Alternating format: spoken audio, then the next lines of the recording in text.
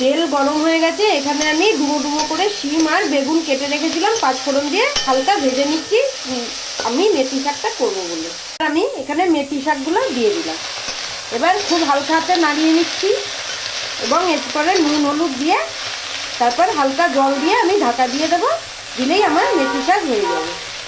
দেখুন কত টাটকা মেথি শাক। আপনারা কিন্তু শাকগুলোকে ঠিক এইভাবে ছাড়িয়ে নেবেন, একদম মাথা থেকে শাকগুলো ছাড়াবেন, ডান্ডা যেন না থাকে। কাঁচা লঙ্কা ফেলে দিলাম, দুধ দিয়ে দিচ্ছি, নুন দিয়ে দিলাম, ভালো করে মিশিয়ে নিচ্ছি। করে আমি 2 মিনিটের জন্য ঢাকা দিই। খুলে আমি ভালো করে নাড়িয়ে নিচ্ছি।